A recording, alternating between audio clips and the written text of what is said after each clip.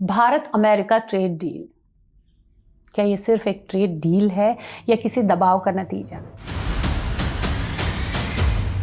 क्या भारत अमेरिका समझौते के पीछे सिर्फ टैरिफ का खेल है या सौदे की कीमत कुछ और चुकाई जा रही है? और सबसे महत्वपूर्ण सवाल कि क्या भारत अपने फैसले खुद ले रहा है या फिर इसके पीछे वॉशिंगटन है, क्योंकि इसका ऐलान तो देशवासियों ने ट्रंप के सोशल मीडिया पर सुना।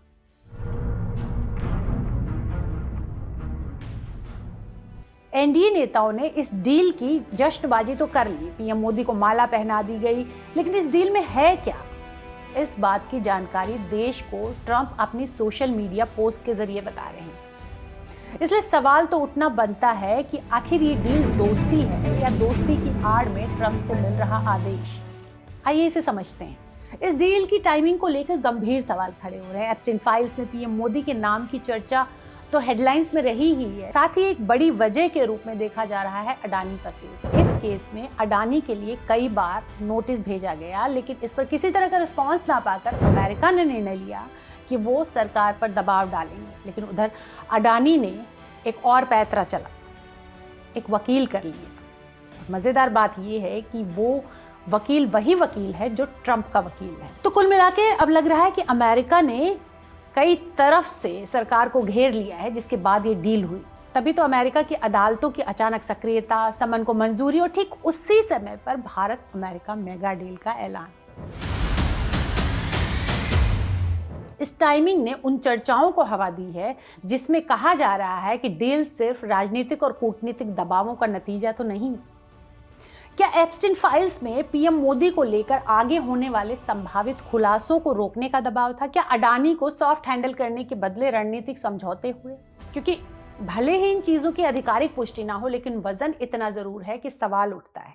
सवाल ये उठता है कि ये साझेदारी है या surrender? My friend mister Donald Trump, इसका सबसे ज्यादा असर किस पर पड़ेगा और फायदा किन्हें मिलेगा, ये समझने की जरूरत है। इस डील में सबसे महत्वपूर्ण हिस्सा आता है रूस से तेल लेने की मनाही। तो भारत दुनिया में अपनी वफादारी और दोस्ती निभाने के लिए जाना जाता है।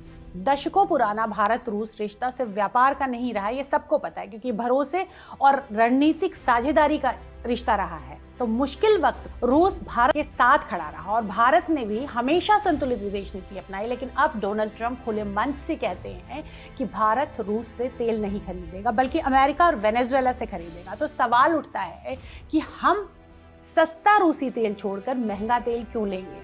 एक और महत्वपूर्ण बात कि रूस से रुपए में ट्रेड होता था और अब डॉलर खर्च करने होंगे। तो सोचिए कि कितना बड़ा नुकसान होगा। और उस रूस के साथ रिश्तों का क्या होगा जो भारत के फायदे नुकसान से ऊपर उठकर सिर्फ मदद करने के लिए व्यापार करता था। दोस्ती निभाना भारत की पहचान रही है, लेकिन क्या किसी देश की बात मानने के लिए दशकों पुरानी दोस्ती को कमजोर करना सही दिशा है? किस सलाहकार ने पीएम मोदी को यह सलाह दी होगी कि रूस से दूरी बनाना भारत के हित में है?